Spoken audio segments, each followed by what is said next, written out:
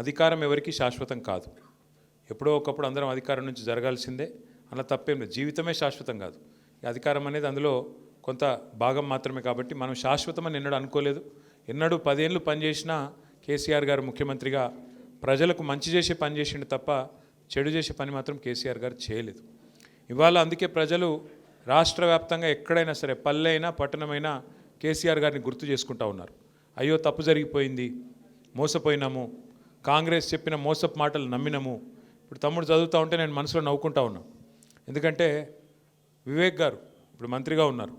వారు చెప్పినారు చెన్నూరులో ఇక్కడ పరిశ్రమ పెట్టి 40-45 వేల మందికి ఉద్యోగాలు ఇస్తా అని చెప్పినాడు. ఇవాళ నేను చెప్తున్నా, రాసి పెట్టుకోండి. ఇంకో 3 ఏళ్ళు ఉంది కదా వివేక్ గారికి, 45,000 కాదు 400 ఉద్యోగాలు కూడా ఇవ్వడు. రాసి పెట్టుకోండి. మోసం ఎట్లుంటుందంటే ఒక అట్లుంటుంది. మోసం ఎట్లుంటుందంటే మనోళ్ళు నమ్మినరు. కేసీఆర్ ₹1,00,000 ఇస్తుండు కదా, నేను తులం బంగారం ఇస్తా అన్నాడు. దాని మీదకి వెళ్ళి మనోళ్ళు ఏమనుకున్నారు, నిజంగానే ఇస్తాడేమో అనుకున్నాడు. మేము చెప్పినాం, నేను కూడా చెన్నూరుకు వచ్చిన ప్రచారానికి, అమ్మ వీళ్ళు మెడల పుస్తలతాడెత్తుకపోయే బ్యాచ్, వీళ్ళు బంగారం ఇయ్యరని చెప్పిన. అప్పుడు ఎందుకో ఆ మాయలో పడ్డరు. స్కూటీలు ఇస్తారట, తులం బంగారం ఇస్తారట, ముసలోళ్ళకి 2 ఇంట్లు ఉంటే 2కి పెన్షన్ ఇస్తారట, అది కూడా 4,000 ఇస్తారట, రైతులకు 15,000 ఇస్తారట, అవి కూడా 100 రోజులనే ఇస్తారట అని చెప్పి ఈస్ట్మన్ కలర్లో ఏదైతే సినిమా చూపెట్టినరో 100 రోజుల్లోనే 6 గ్యారంటీలు. అన్నిటికన్నా నవ్వొచ్చేది ఏంటంటే ఆయన ఉన్నాడు పెద్ద మనిషి, డిప్యూటీ సీఎం బట్టి విక్రమార్క గారు. ఆయన ఎంత అందంగా చెప్పిండంటే, ఎంత సిన్సియర్గా చెప్పిండంటే మీరు చూడాలి ఆ వీడియో. ఇట్లా పట్టుకొని కార్డు పట్టుకొని, ఈ కార్డు చూడండి, జాగ్రత్తగా పెట్టుకోండి. ఒక 100 రోజులు జాగ్రత్తగా పెట్టుకుంటే దాని తర్వాత మీకు బ్రహ్మాండంగా ఈ స్కీమ్లో ఈ చాలా ముఖ్యమైన కార్డు ఇది, ఈ ముఖ్యమైన కార్డును మీరు జాగ్రత్తగా పెట్టుకోండి, 100 రోజులు అన్నీ చాలా అవుతాయి అని చెప్పి ఎంత బాగా చెప్పిండంటే, నిజంగా యాక్టింగ్ చూస్తే కమల్ హాసన్ కూడా అడ్డం పడాలి. గా లెవెల్లో చెప్పిండు, జాగ్రత్తగా పెట్టుకోండి అన్నాడు. మరి ఇప్పుడు ఎక్కడ పెట్టుకోవాలని అర్థమవుతలేదు కార్డు ఎవలకు. 2 ఏళ్ళు అయిపోయాయి, ఏడ పెట్టుకోమంటారు కార్డు ఇప్పుడు? 6 గ్యారంటీలు, ఓ బాండ్లు, అఫిడవిట్లు, అన్ని కథలు చెప్పి, అడ్డగోలు మాటలు చెప్పి, పచ్చి అబద్ధాలు చెప్పి ఇలా గద్దెనెక్కిండ్రు. గద్దెనెక్కినాక నడపస్తలేదు, ఏం చేయాలనో అర్థమవుతలేదు. ఇక వాళ్ళకి తెలిసింది ఒకటి, పదవులు కాపాడుకోవడానికి కాంగ్రెస్ వాళ్ళకి తెలిసింది ఏంటంటే ఢిల్లీకి సంచులు మోస్తారు అంతే. ఇక్కడున్న వాళ్ళకి ఏమి ఇయ్యరు, తెలంగాణ ప్రజలకు మన్ను కూడా ఇయ్యరు. కానీ ఢిల్లీకి మాత్రం ముఖ్యమంత్రి గారు 62 సార్లు వేయండు. ఇప్పటికీ 62 సార్లు ఎందుకు పోతాడు? మన కోసమో రాష్ట్రం కోసమో కాదు, పోయేది కేవలం సంచులు మోసుకపోవాలి, జీ హుజూర్ అనాలి, సల్యూట్ కొట్టాలి, నా పోస్టు జర దండం పెడతా, ఇంకో 4 రోజులు ఉంచు, నీకింత నాకింత అని మాట్లాడుకోవాలి, ఆడ మూట పెట్టాలి, దండం పెట్టాలి, రావాలి, అమ్మాయి అనుకుంటా. ఇది ముందే చెప్పినాం. ఇది కూడా మనం ఢిల్లీ పార్టీలకు మన జుట్టిస్తే తెలంగాణ ఆగమవుతుంది, మన జుట్టు అలా చేతులు పెడితే తెలంగాణ ఆగమవుతుంది. కాంగ్రెస్ వాడైనా బీజేపీ అయినా, ఒకటి సంచులు మోసేటోడు, ఇంకోటి చెప్పులు మోసేటోడు, పెద్ద తేడా ఏం లేదు. ఒకళ్ళేమో సంచులు మోసే పార్టీ, ఇంకోటేమో చెప్పులు మోసే పార్టీ. అమిత్ షా రాగానే చెప్పులు ఎక్కడిపుతారా అని తిరుగుతున్నాడు ఒక ఆయన వెనక. ఎవరో మీకు ఎరికన్నా నేను చెప్పా, ఎరికే కదా, ఎరిక కాకపోతే మరి సుమన్కి చెప్పి వీడియో పంపిస్తాం మీకు చూసుకోరు.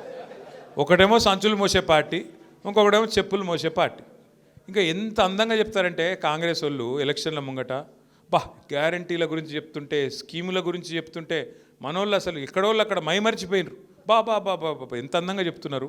ఇన్ని వస్తాయా, విద్యా భరోసా కార్డు ఇస్తాం, మీ పిల్లగానికి ఇక ఫీజు రీయింబర్స్మెంట్ బాధనే లేదు, ఒక్కొక్కరికి 5 లక్షల కార్డు మీ చేతుల్లోనే ఉంటుంది, ఫీజు గురించి డోకలేదన్నారు. ఇలా ఫీజు రీయింబర్స్మెంటే 12,500 కోట్లు బాకీ పడ్డారు, కాలేజీలు మూతపడే పరిస్థితి వచ్చింది. ఈరోజు కథ అది, వాస్తవం ఇది. నా విజ్ఞప్తి దయచేసి మీ అందరితోని, సరే ఇంకా నాకు తెలుసు 3 ఏళ్ళు ఇంకా ప్రభుత్వం ఉన్నది, అలా ఆఖరి సంవత్సరం ఎలక్షన్ అనుకోండి, ఉన్నది 2 ఏళ్ళే. మరి ఇలా రాజిరెడ్డి గారు వారితో పాటు మీరందరూ కూడా నిర్ణయం తీసుకున్నారు, ఇక ఈ కాంగ్రెస్ పార్టీతో అయ్యేది లేదు, పోయేది లేదు, ఊదు గాలది పీరి లేవది, వీళ్ళని నమ్ముకుంటే కుక్కతోక పట్టుకొని గోదావరి ఇదినట్టే, సప్పుడేక మళ్ళీ కేసీఆర్తో పోదామని చెప్పి మీరందరూ వచ్చినారు. మీ అందరికీ స్వాగతం, సుస్వాగతం. అయితే ఒక్క ముఖ్యమైన మాట, మీరు కోల్ బెల్ట్ నుంచి వచ్చిండ్రు.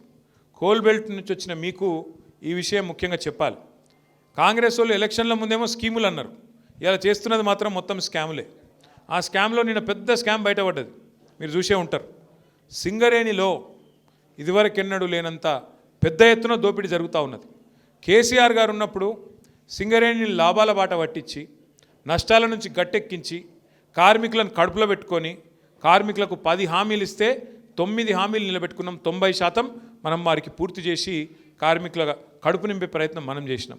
కానీ వీళ్ళు ఏం చేస్తున్నారండి, సింగరేణిలో కొత్త నిబంధనలు, గతంలో మన ప్రభుత్వం ఉన్నప్పుడు 9.5 ఏళ్ళు సింగరేణిలో ఏదైనా టెండర్ వస్తే ఎవరన్నా రావచ్చు, ఎక్కడి నుంచి దేశంలో ఎక్కడి నుంచైనా రావచ్చు, టెండర్ వేసుకోవచ్చు.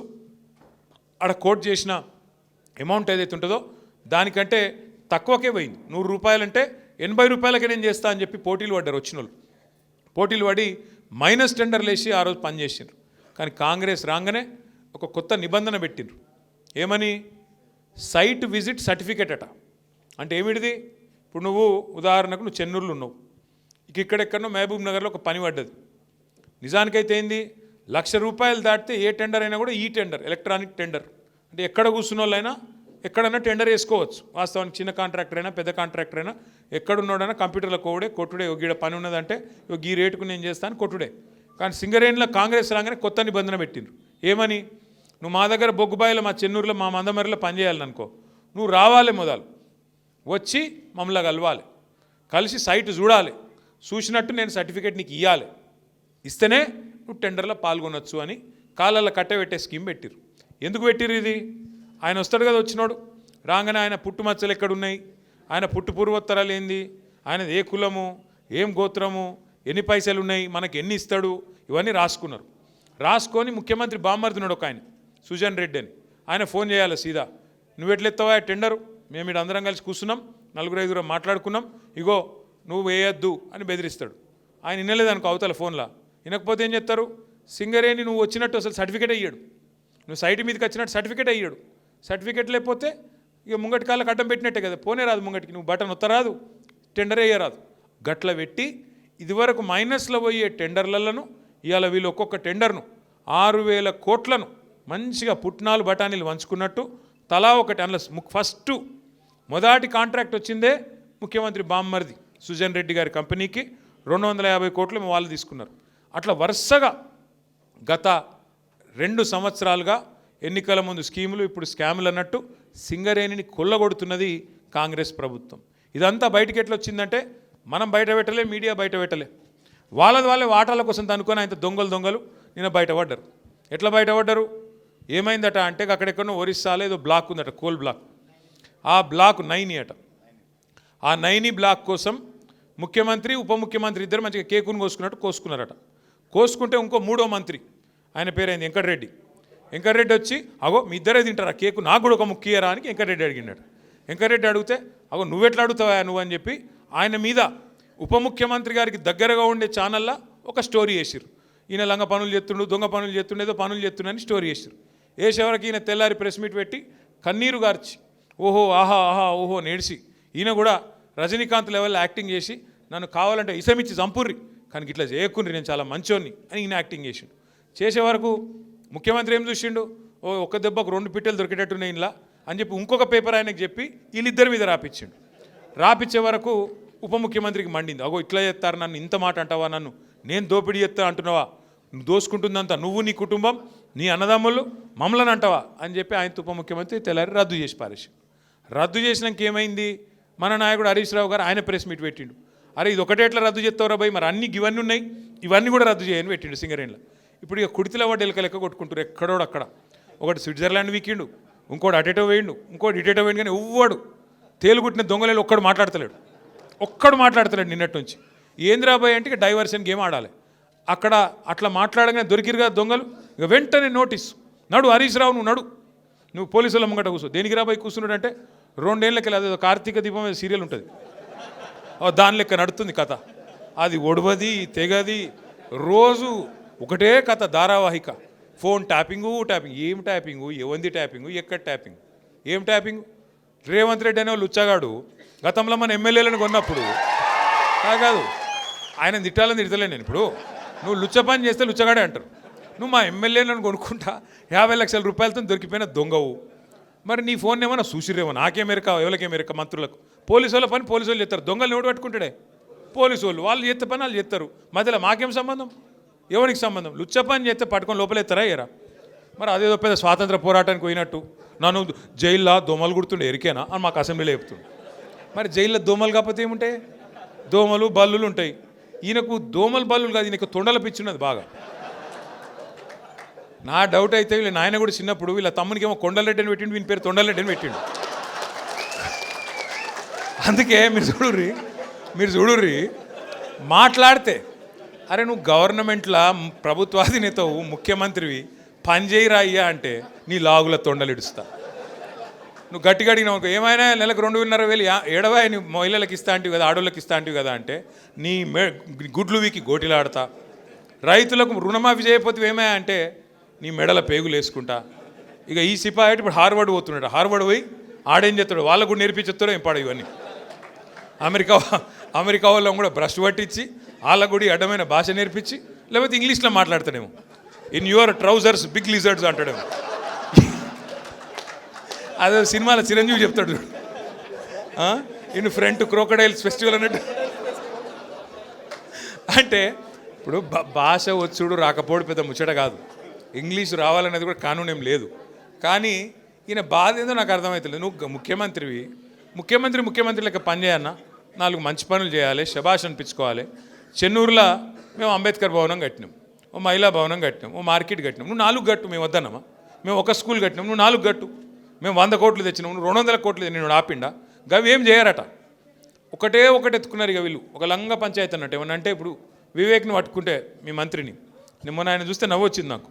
ఆయన తిరుగుతూ ఉన్నాడు, మహిళలు అడ్డం వచ్చిర్రు. ఏమాయి సారు 2 నెలలకెళ్ళి రోడ్ లేదు, మన్ను లేదు, ఏం చెప్తున్నావు అన్నారు. గవర్నమెంట్ అడుకోపో అంటుండు. నువ్వేరా గవర్నమెంట్ నాయనా, నువ్వే మంత్రివి, నువ్వే గవర్నమెంట్ మర్చిపోయావు అంటే. ఇంకా కేసీఆరే ముఖ్యమంత్రి ఉన్నాడు, ఇంకా సుమనే ఎమ్మెల్యే ఉన్నాడు, వాళ్ళని అడుకోపోరు అన్నట్టున్నది. ఏం చెప్పాలి మళ్ళీ వీళ్ళతో కొట్లాడాలి మన కర్మ. బాధ ఏంటంటే మీరు చూడరు, ముఖ్యమంత్రి గారు కూడా నిన్న మాట్లాడుతుండే ఎక్కడో మాట్లాడుకుంటా, ఇదివరకు మంత్రులు ఉన్న వాళ్ళు పొంకనాలు కొట్టిండ్రు, వేదిక మీద ఉన్నారు అంటుండు. అంటే ఒక విచిత్రమైన పరిస్థితి రాష్ట్రంలో ఉన్నది. అందుకే వాళ్ళకి అబద్ధాలు కూడా చక్కగా చెప్పస్తలేదు. ముఖ్యమంత్రి గారు ఆయనకు పరిపాలన చేతనైతలేదు, పాపం నడుపస్తలేదు. ఆయన బాధ వర్ణనాతీతంగా ఉంది. ఆయన ఎవడు గుర్తుపడతలేడు ముఖ్యమంత్రిగా. ఇంకా పెద్ద బాధ ఏమిటిదంటే పేర్లు మర్చిపోతారు. మర్చిపోతే ఆయన కోపం వస్తుంది, జైల్లో పెడతాడు. పేర్లు మర్చిపోతే జైల్లో పెడతాడు. ఇట్లా నడుస్తున్నది. అందుకే ఇప్పుడు ఏంది కొత్తగా ఒకటే పల్లవిగా అందరు కాంగ్రెస్లో ఒకటే పల్లవి ఎత్తుకున్నారు. ఏమిటిది? కేసీఆర్ అప్లపాలు చేసిపోయాడు, అందుకే మేము ఇవ్వలేకపోతున్నాం. కేసీఆర్ అప్లపాలు చేసి అదన్నా చక్కగా చెప్పాను. నా అబద్ధం. ఒకడు 6 లక్షల కోట్లు అంటాడు, ఇంకొకటి 7 లక్షల కోట్లు అంటాడు, ఇంకొకరు 8 లక్షల కోట్లు అంటారు. అరే అబద్ధం చెప్తేనే అతికినట్టు ఉండాలి. కేంద్రంలో మొన్న పార్లమెంట్లో కేంద్ర ప్రభుత్వాన్ని ఒక ఎంపీ గారు అడిగిండు, అసలు కేసీఆర్ ప్రభుత్వం చేసిన అప్పెంత మీరు చెప్పండి అంటే కేంద్రం ఏం చేసింది? రిజర్వ్ బ్యాంక్ని అడిగింది, కాగ్ని అడిగింది, అడిగి పార్లమెంట్లో సమాధానం చెప్పింది. ఏమని చెప్పింది సమాధానం? కేసీఆర్ పదవీ బాధ్యతలు తీసుకున్న నాడు 2014 జూన్ 2 నాడు ఈ రాష్ట్రం ఆనాడు పుట్టిన నాడు అప్పు ఎంతుండే అంటే 72,000 కోట్ల అప్పు ఉండే. ఇది కేంద్ర ప్రభుత్వం చెప్పిన లెక్క, నాది కాదు. కేసీఆర్ దిగిపోయిన నాడు 2023 డిసెంబర్ 3 నాడు కేసీఆర్ గారు దిగిపోయిన నాడు రాష్ట్రం నెత్తి మీద ఉన్న అప్పు 3,50,000 కోట్లు. 3,50,000 కోట్లల్లా ఆ 72,000 కోట్లు విరాసత్కు వచ్చింది మనకు. దాన్ని తీసేస్తే ఎంత? 2,80,000 కోట్లు. కేసీఆర్ 10 ఏళ్లలో చేసిన అప్పు 2,80,000 కోట్లు చేసిండు. మరి ఏం చేసిండు కేసీఆర్ అప్పు చేసి? ఏం చేసిండు అంటే రైతులకు కాంగ్రెస్ వాళ్ళు 60 ఏళ్ళు కరెంట్ ఇయ్యక సావగొడితే 6 నెలల్లోనే 24 గంటల కరెంట్ ఇచ్చిండు కేసీఆర్. ఫ్రీ కరెంట్ ఇచ్చిండు. ఆ ఒక్క ఫ్రీ కరెంట్కే 10 ఏళ్లలో మనం ఖర్చు పెట్టిన మొత్తం 50,000 కోట్లు.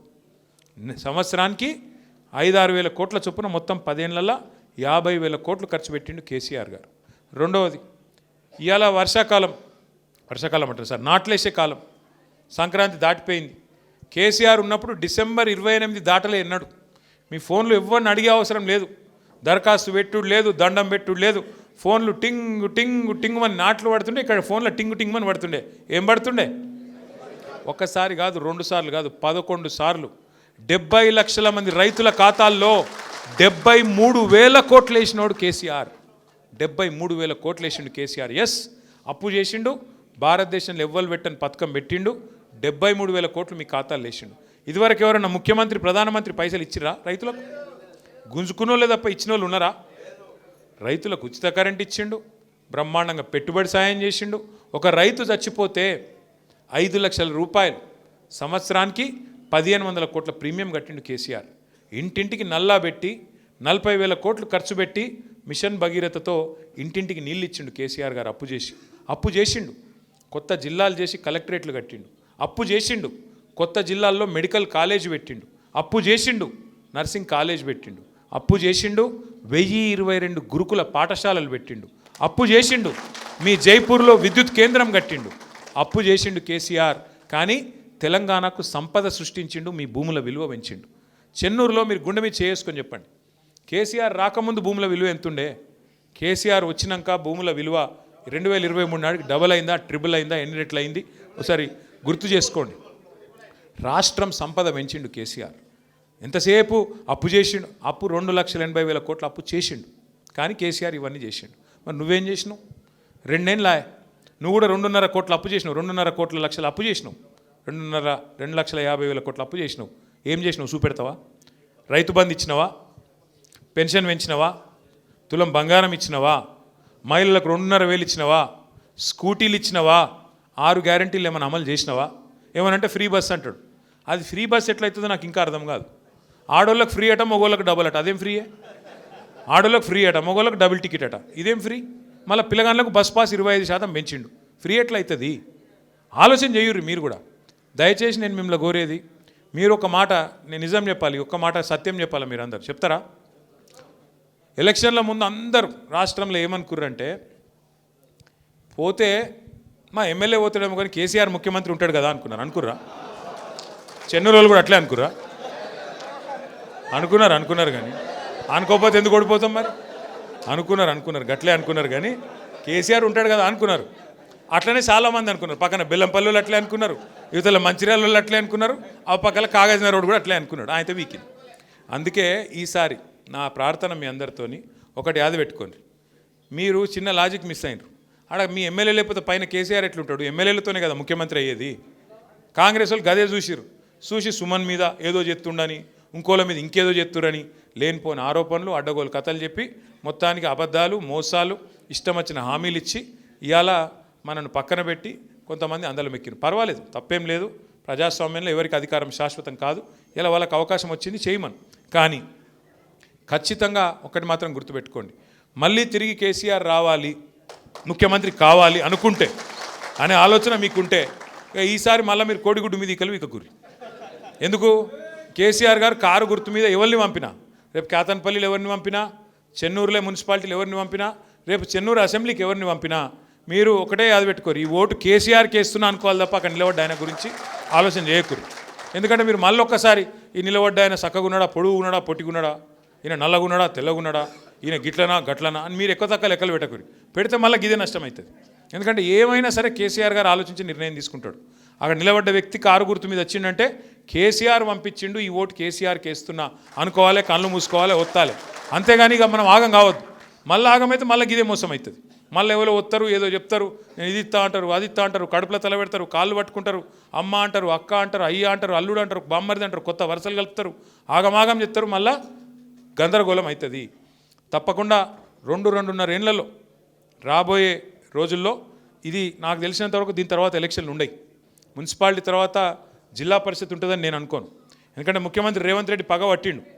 ఆయన మంచిర్యాల జిల్లా ఖచ్చితంగా ఎత్తేస్తాడు. మీరు యాద పెట్టుకోండి, మంచిర్యాల జిల్లా ఎత్తేస్తాడు, ఆసిఫాబాద్ ఎత్తేస్తాడు, నిర్మల్ జిల్లా కూడా ఎత్తేస్తాడు. ఆయన ఆల్రెడీ చెప్తున్నాడు, కొత్త జిల్లాలు తప్పు చేసిండ్రు, నేను తీసి పారేస్తా అని చెప్తున్నాడు. కాబట్టి మరి మీరు కూడా ఆలోచన చేసుకోవాలి. ఇదివరకు మీరు అందరూ ఆదిలాబాద్ పోయే పని ఉంటుండే. చెన్నూరు వాళ్ళు ఎంత దూరం మీకు? ఆదిలాబాదు 200 కిలోమీటర్లు. ఇప్పుడు మంచిర్యాల ఎంత దూరం? 30 కిలోమీటర్లు, 20 కిలోమీటర్లు. మరి మీరు ఆలోచన చేసుకోండి. మీరు మళ్ళొక్కసారి కాంగ్రెస్ కోటేసి 200 కిలోమీటర్లు పోతారా, లేదా ఇప్పుడు మంచిగా కొత్తగా మంచిర్యాల షాందార్గా కొన్ని రాష్ట్రాలలో సెక్రటేరియట్లు కూడా ఉండే, అట్లా అంత బ్రహ్మాండంగా కలెక్టరేట్ కట్టించిన కేసీఆర్ గారు కోటేస్తారా? మీరే నిర్ణయం తీసుకోండి. కేతన్పల్లి, చెన్నూరు, మంచిర్యాల, లక్షెట్టిపేట, బెల్లంపల్లిలో ఆలోచన చేసుకోవాలి. మున్సిపాలిటీలు మా మంచిర్యాల జిల్లా ఉండన్నా పో అన్న ఆలోచన చేసుకోండి. రేవంత్ రెడ్డి పగబట్టిండు, కేసీఆర్ ఆనవాళ్ళు లేకుండా చేస్తా, నేను కంపల్సరీ ఈ జిల్లాలను మార్చేస్తా అంటున్నాడు. మరి మీరు ఆలోచన చేసుకోండి. మీ దగ్గరికి కేసీఆర్ కలెక్టర్లను తీసుకొచ్చి కూర్చోబెట్టిండు, మీ దగ్గరికి ఎస్పీలను తీసుకొచ్చి కూర్చోబెట్టిండు, జిల్లా అధికారులను తీసుకొచ్చి కూర్చోబెట్టిండు. మరి వాళ్ళని ఉంచుకుంటారా, ఊడగొట్టుకుంటారా? మీ ఇష్టం. ఎందుకంటే మీకోసం కేసీఆర్ గారు ఇవన్నీ చేస్తే కాదు మాకు మళ్ళీ గాల్లే కావాలి, మేము 200 కిలోమీటర్ పోతాం, ఆడవై తిరుగుతాం అనుకుంటే అది ప్రజల చేతుల్లో ప్రజాస్వామ్యంలో మీరే బాసులు, మేమందరం మీ సేవకులం. కాబట్టి మీరే నిర్ణయం తీసుకోవాలని ప్రజలకు కూడా మనం అపీల్ చేయాలి. అట్లాగే ఈ మున్సిపల్ ఎన్నికల్లో కూడా ఖచ్చితంగా మనం ఒక మాట చెప్పాలి. మనం ఉన్నప్పుడు ఏం పని చేసినాం, ఇవాళ ఈ 2 ఏళ్ళలో ఏం పని అయింది. దోమల మందు కొట్టేటోడు లేడు వాస్తవంగా చెప్పానంటే. ఆఖరికి పెద్ద పెద్ద పనులు ఇడిచిపెట్టుర్రి, దోమల మందు కొట్టేటోడే దిక్కులేడు. ఇవాళ బుగ్గలు ఎలుగుతలేవు ఊళ్ళల్లో, పట్టణాలలో కానీ పల్లెల్లో కానీ బుగ్గలు మార్చేటోడు దిక్కులేడు. అట్లాంటి పరిస్థితి వచ్చింది ఇవాళ కాంగ్రెస్ వచ్చినాక. కాబట్టి దయచేసి మీ అందరినీ కోరేది, ముఖ్యంగా ఇక్కడ నుంచి గ్రామాల నుంచి వచ్చేసిన సోదరులు కూడా ఉన్నారు, మున్సిపాలిటీ నుంచి వచ్చిన సోదరులు కూడా ఉన్నారు, పట్టణాల నుంచి. మీతో నా ప్రార్థన, గ్రామాల సోదరులు ఎవరైతే మన పంచాయతీ ఎన్నికల్లో బాగా కొట్లాడినరో వారికి అభినందనలు చెప్తూ, వారందరూ కూడా తప్పకుండా మరి మున్సిపాలిటీలో కూడా మీరు ఇన్ఛార్జ్గా సుమన్ గారు వేసుకుంటారు, మిమ్మల్ని అందరినీ వార్డుల వారీగా డివిజన్ల వారీగా వేసుకుంటారు. వారి నాయకత్వంలో మీరందరూ కూడా ఎక్కడి వారు అక్కడ మా ఎలక్షన్ అయిపోయిందన్నట్టు కాకుండా మీరు కూడా కొద్దిగా ఎఫర్ట్ పెట్టాలని చెప్పి కూడా కోరుతూ, మళ్ళొక్కసారి మీ అందరికీ నా రిక్వెస్ట్, రాజన్నకు ప్రత్యేకంగా జర ఆగమాగం మురుకుతున్నాయి అనుకోకుండా, ఎందుకంటే నాకు పోయే వరకు ఇంకా 7 అవుతుంది, ఆడ ఇప్పటికే ర్యాలీ స్టార్ట్ అయింది. కాబట్టి మీరు అందరు పర్మిషన్ ఇవ్వాలని కోరుతూ, మరి మీరు కూడా ఇంకా బువ్వ తినలేదు నాకు తెలుసు, 4:30 అవుతుంది, జర అందరూ భోజనం చేసిరా, అందరికి భోజనాలు కూడా ఏర్పాటు చేసినారు. మళ్ళొకసారి పేరు పేరున అందరికి నమస్కారం. జై తెలంగాణ.